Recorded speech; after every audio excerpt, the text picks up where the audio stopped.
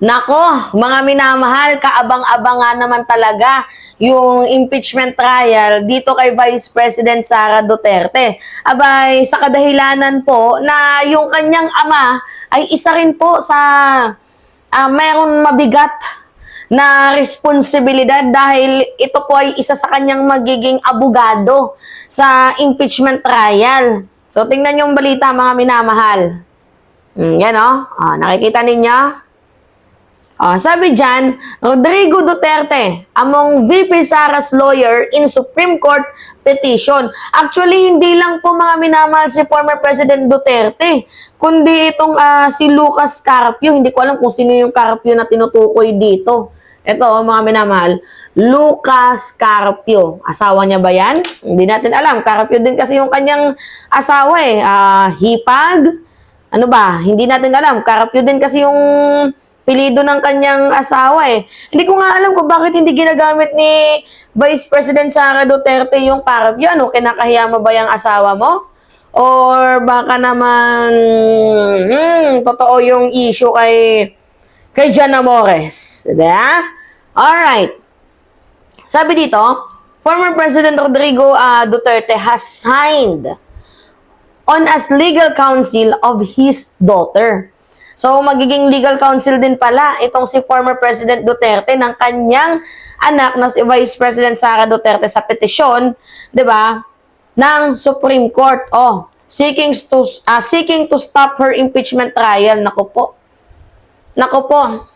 Paano kasi mabibisi yung kanilang mga bank account, yung milyones, bilyones na pera na naitatago. Alam niyo, sa totoo lang ha, malaking winning na sa atin yung time na dumating man yung impeachment na yan, kung mapapaaga good, kung sa June, goods din.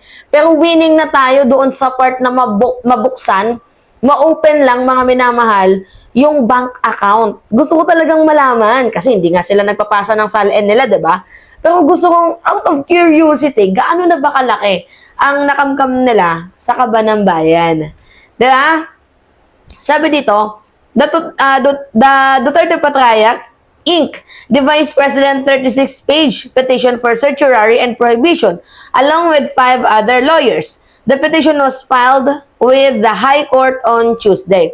Actually, ito yung time, mga minamahal, nung nag-file ng petition for certiorari, itong grupo ni Vice President Sara Duterte na sinasabi nila, humingi sila ng temporary restraining order sa kadahilanan daw po na hindi daw naaayon sa konstitusyon. Wala daw, illegal daw po ang ginawang pagpapa-impeach kay Vice President Sara Duterte. Dahil unang-una, hindi daw po siya in-inform. Wala naman nakalagay sa ating saligang batas mga minamahal na kailangan ni-inform ang Vice President na siya i-impeach. At saka dinaan naman talaga sa rule of law and due process itong si Vice President Sara Duterte. Bakit? Kasi humigit kumulang. Sobra pa nga sa 1/3 votes yung pumirma laban sa kanya. Pero yung pinagtataka ko, bakit magiging lawyer si Duterte ng kanyang anak? Tatanggapin kaya yun? Di ba bawal doon ang nagmumura? Nako, bawal doon magmura si Digong. Siguro I think pinapunta lang nila or for publicity. Ganon, si Duterte. Kaya pinilit niyang maging lawyer sa kanyang anak for publicity.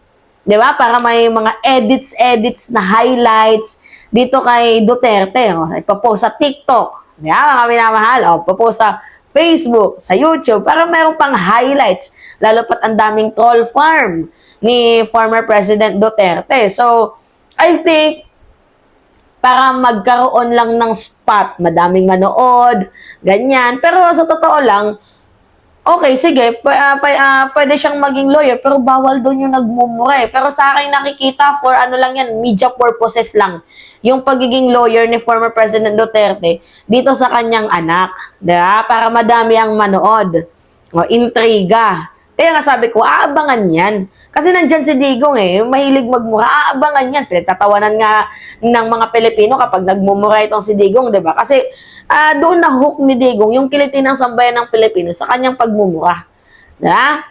Alright. Sabi dito, the Vice President who was impeached by the House of Representatives earlier this month appealed before the Supreme Court to issue a temporary restraining order or writ of preliminary injunction to enjoin all respondents from the proceeding with the impeachment trial before the Senate.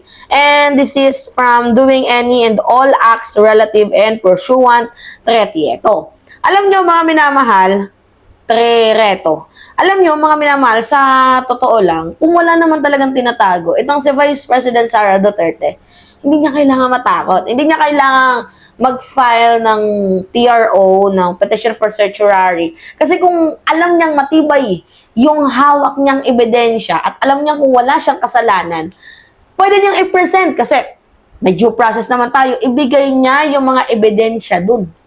'Di ba? After nun, mabigay, sagutin yung mga tanong, wala na. Tapos na. Kasi yung nangyayari ngayon nga, mga minamahal, parang mukhang natatakot na nga sa proceeding. Itong si Sara Duterte, maalat na nga na dumalo sa impeachment court eh. 'Di ba? Sa impeachment trial eh. Kasi alam niya makukonvict siya eh. Medyo yung sa 7 impeachment, mga minamahal, 7 article of impeachment, I think may 2 or 3 makakalusot siya. Pero yung sa bank account, labo. Malabo yun, mga minamahal. Lalo pat yung kanyang mga depensa, sobrang weak. Na, yung patungkol sa ill-gotten wealth, yung bank account na sabi niya, nag-i-exist naman talaga yun, pero hindi niya alam na may nakapangalan sa kanya, kahit yung mga bangko, hindi daw alam. Like, hindi naman kami pinanganak kahapon. Ako may sarili akong bangko. 'Di ba? Sasabihin mo na non-existent pero natatransferan ng pera, ano yun? Huwag ganun. 'Di ba? Kabubuhan yun. Okay. Sabi dito, okay, pakita na lang natin mga minamahal yung magiging House Prosecutor. Yan o, yung magiging prosecutor. Yan, sila yung magiging prosecutor, mga minamahal. Naku po, maalat dito si Sara Duterte. O, si Jinky Luistro, naku, nauna na nagsabi na madidismiss yung TRO ni Sara Duterte. Naku, si Akop pa. Si Rodriguez Gutierrez, naku po. Si Chua. Si Jill Bongalon. Naku po, eto na hindi ko kilala. Hindi ko kilala itong si Loreto Acharon. Si Marcelito Libanan, kilala natin yan. Naku po, si Lawrence Defensor, yung nagsabi na kung po pwede yung mga senador, kumilos na din. Da? Sabi yan ni Lawrence Defensor, sa ginawang threat ni Digong, yung joke threat niya sa 15 na mga senador, sabi niya kung po pwede, kabay kumilos na kayo. Kasi minamind conditioning na ni Duterte, yung Pilipino, na para maging normalize lang yung salitang patayan. Yan, si Arman Pangilinan, di natin kilala. Yan, si Zamora, kilala natin yan. Magaling din yan. Na tawag dito, kongresista. Si Jonathan Kate Flores, hindi natin yan kilala. Pero ito sila mga minamahal.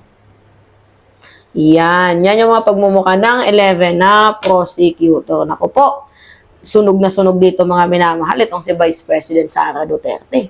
Ano na lang kaya yung magiging nito? Yung magiging takbo. 'Di ba? Sa life niya. Kung sakaling si Sara Duterte ay sumailalim na sa impeachment trial, abay, pinapakita na lang talaga ni VP ngayon na matapang siya, pero sa totoo, mga minamahal, nangangatog na yan. Kinakabahan na yan. Kumbaga, nagtatago na lang siya sa kabilang sa kabilang muka. Pinapakita niya na lang ang imahe na, ay, okay, nating tulos, ganyan-ganyan, pero totoo, kinakabahan na yan, mga minamahal. Alright, so yun lamang po. So, pengi po ako ng comments. Yan, mahalaga yung comments ninyo, mga minamahal, no? Likes and share and subscribe. Hit the notification bell para maging updated kayo sa mga video na i-upload natin. Yun lamang po. Ingat, mga kababayan.